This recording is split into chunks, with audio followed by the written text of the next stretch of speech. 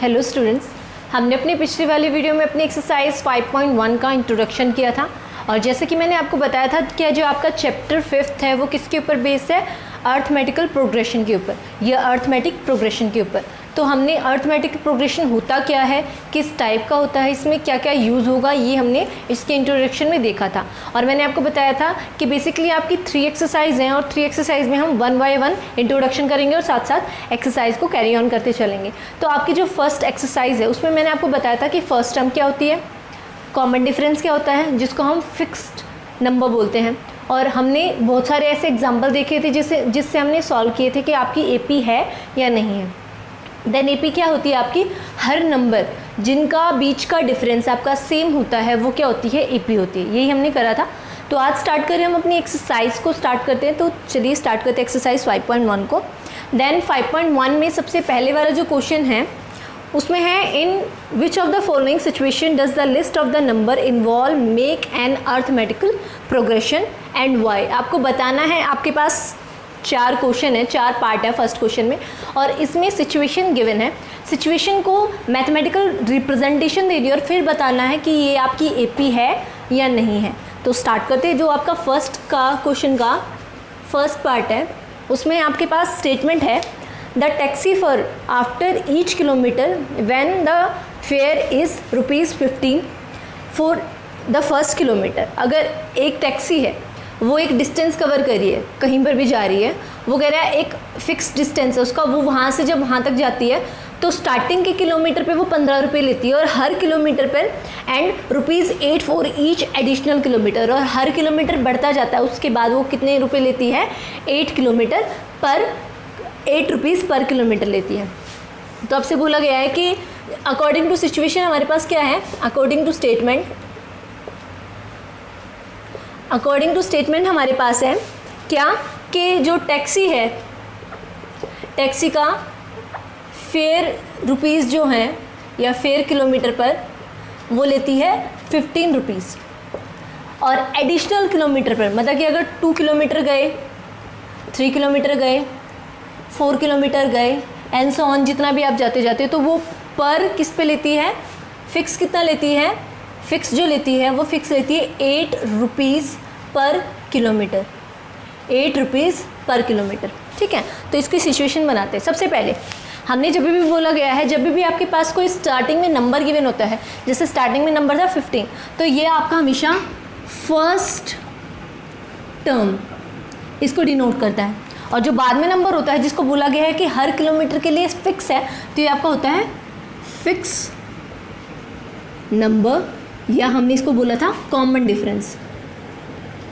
Common difference. तो आपका जो फिक्स नंबर है वो कितना है, 15 रुपीज़। तो स्टार्टिंग वाला नंबर है 15। नेक्स्ट नंबर जो हम देखो, A1 हमारे पास 15 है, A2 देखेंगे। अब A2 क्या हो जाएगा आपके पास, A2 हो जाएगा 15 + 8, मतलब A1 प्लस में D। देन 15 + 8 कितना हो गया आपके पास, 23। उसके बाद अगला नंबर होगा वो क्या हो जाएगा, A3 क्या हो जाएगा आपका, A + 2D, या फिर हम कह सकते हैं A2 + D। तो A2 कितना है, 23 में हम 8 को और ऐड कर देंगे तो कितना हो जाएगा आपके पास, 31। उसके बाद नेक्स्ट करते हैं A4 देखेंगे।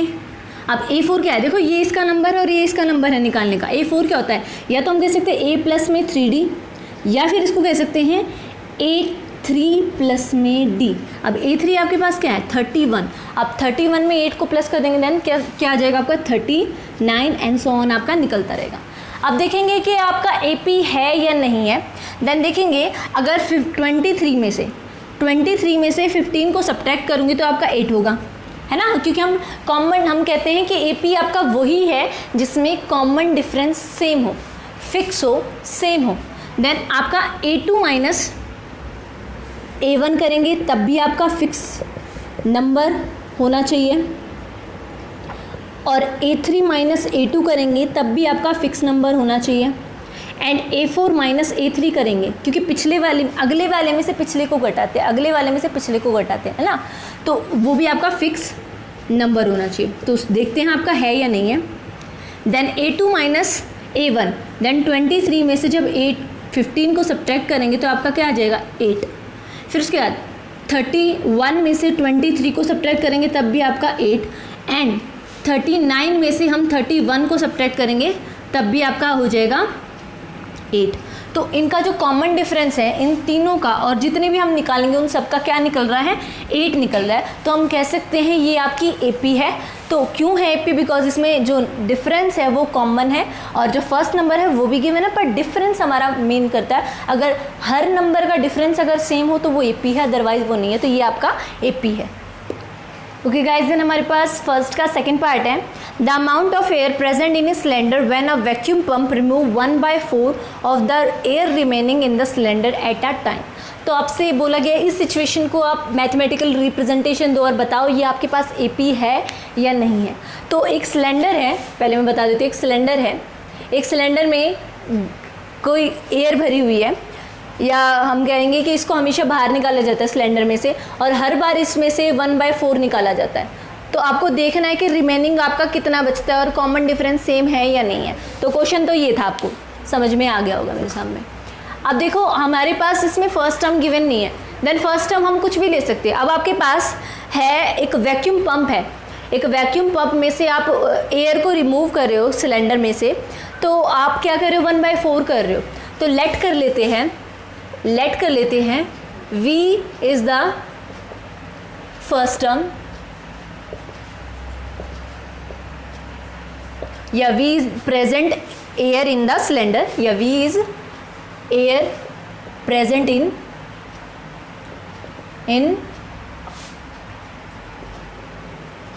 सिलेंडर।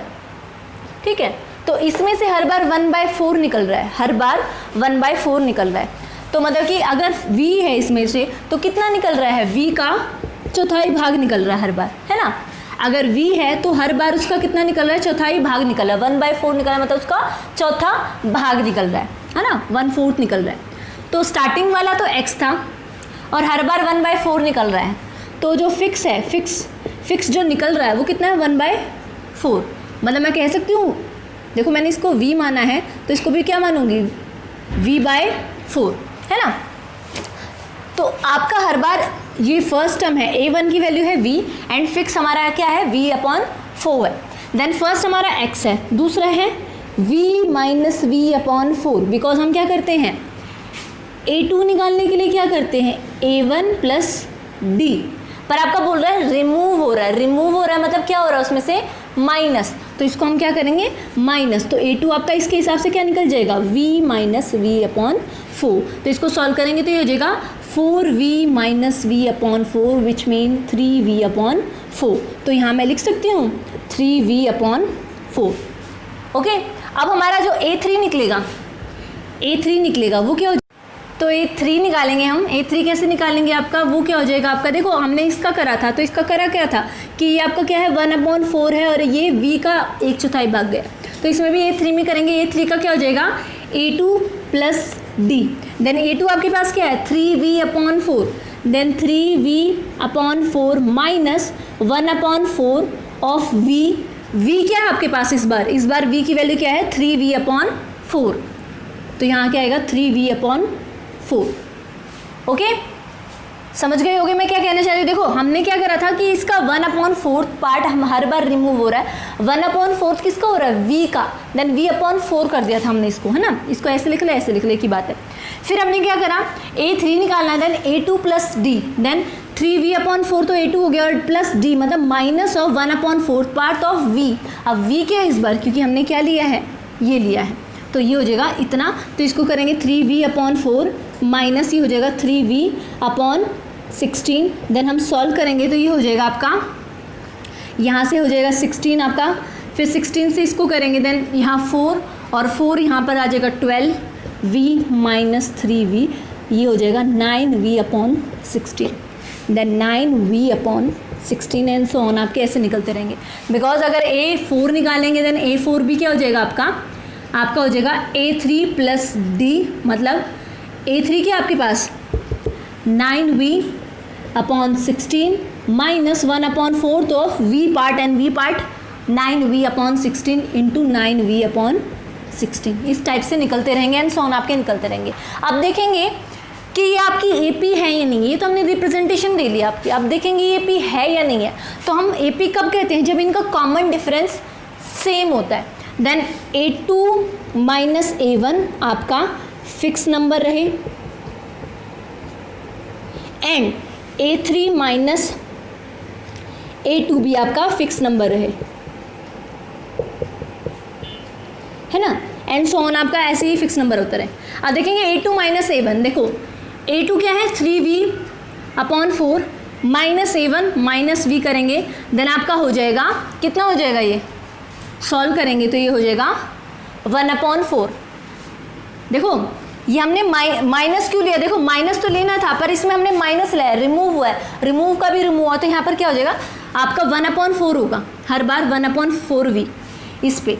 दूसरा करेंगे देन इसका हो जाएगा आपका, देखो A3 माइनस A2 करेंगे, देन आपका क्या हो जाएगा, यहाँ से 9v/16 माइनस करेंगे 3v/4 में से, तो ये आपके करके क्या निकलेगा, क्या आपका ये आएगा 3v/4 आएगा।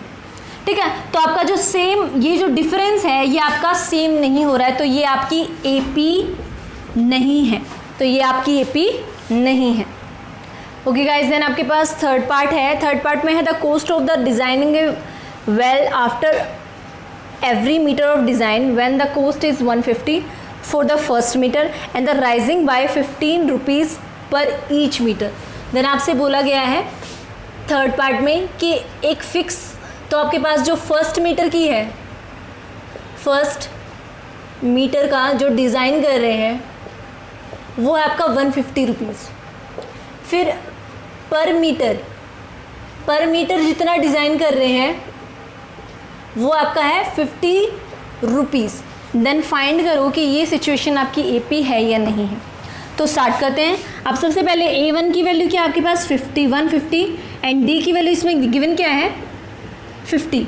देन फर्स्ट टर्म A1, फिर A1 प्लस D, फिर A2 प्लस D, है ना, A1 प्लस D आपकी क्या हो जाएगी A2, ये क्या हो जाएगी A3, या फिर इसको आगे लिखते हैं आगे A3 प्लस D, ये क्या हो जाएगी आपकी A4, या फिर इसको मैं ऐसे भी लिख सकती हूँ A1 plus D, A1 plus 2D, A1 plus 3D, या ऐसे भी लिख सकते हैं। एक ही बात है, दोनों का मतलब एक ही होता है हमारा। ठीक है, देन A1 है आपकी 150 प्लस करेंगे 50, देन 200 में 50 करेंगे देन 250 एंड 250 में 50 करेंगे देन 300 एंड सो ऑन आपके एंड सो ऑन। ठीक है, इस सिचुएशन से निकालेंगे देन इससे भी होगा 150 में आप करेंगे 50 देन 200। अब 200 में देखो 50 की 2 से मल्टीप्लाई तो 100 प्लस आपकी 100 प्लस 150 तो आपकी 250।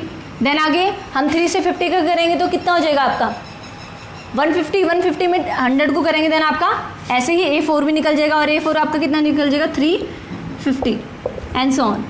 तो देखेंगे दोनों सिचुएशन से हमारे आंसर सेम ही निकल रहे हैं वैसे, पर हम कहते हैं कि AP कब है, जब आपका कॉमन डिफरेंस D की वैल्यू हर एक उसमें इक्वल हो। देन इन दोनों को माइनस करें तब भी आपकी D की इक्वल, इन दोनों को माइनस करें तब भी D की इक्वल, इन दोनों को माइनस करें तब भी D की इक्वल। देन D निकालना हमें, तो D कैसे निकाल सकते हैं A2 minus A1, A3 minus A2 and A4 minus A3। वैसे हम 2 से ही चेक कर लेते हैं, अगर 2 में हमारी इक्वल होती है तो हमारी AP है, अदरवाइज AP नहीं है। देन A2 माइनस A1 करेंगे, 200 में से 150 करेंगे, देन 200 माइनस 150 50 आ गया। 250 में से 200 गए तो कितना हो जाएगा 50 हो जाएगा। फिर 300 में से 250 गए तो तब भी 50 हो जाएगा। अब देखेंगे इन तीनों में आपका कॉमन डिफरेंस D की वैल्यू क्या है 50, तो ये आपकी AP है। ठीक है, और इसी के साथ जो फोर्थ क्वेश्चन है वो और बता देती हूँ मैं।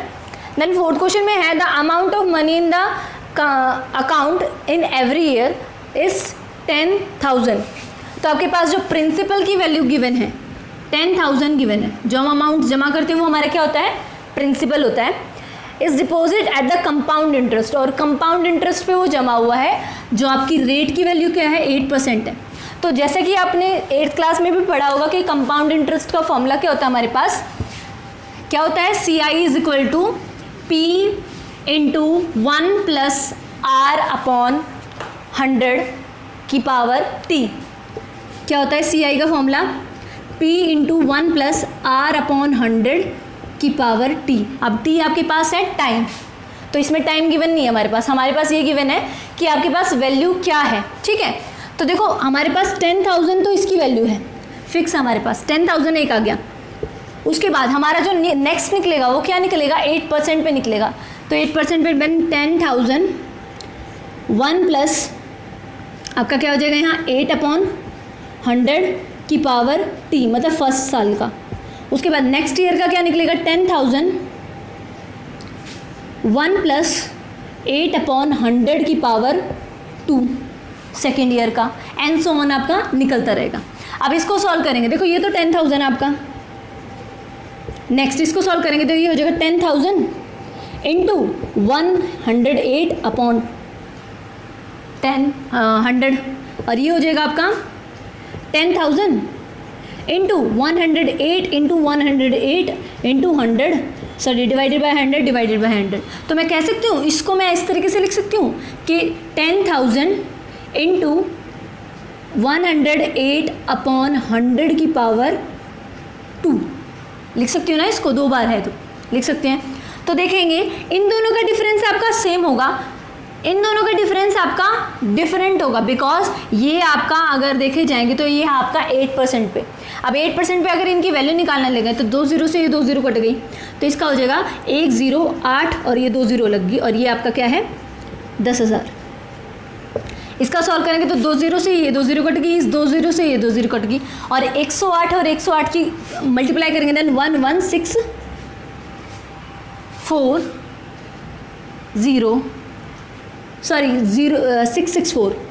664 क्योंकि 108 से 108 की मल्टीप्लाई करेंगे देन 664 हो गया आपके। अब देखेंगे इन दोनों का डिफरेंस क्या होगा, देखो 10,000 में से 10,800 गए तो इन दोनों का डिफरेंस है 800, ठीक है। अब देखो ये है 11,664 और उसमें से 10,800 जाएंगे, तो 11,664 में से 10,800 जाएंगे तो कितने होंगे, यहाँ से 4 आ गया, यहाँ से 6 आ गया आपका, और अगर 16 में से 8 गए तो 8, तो हो गया 864। तो ये दोनों इक्वल नहीं है, तो कॉमन डिफरेंस जब इक्वल नहीं है तो ये AP भी नहीं है, AP भी नहीं है।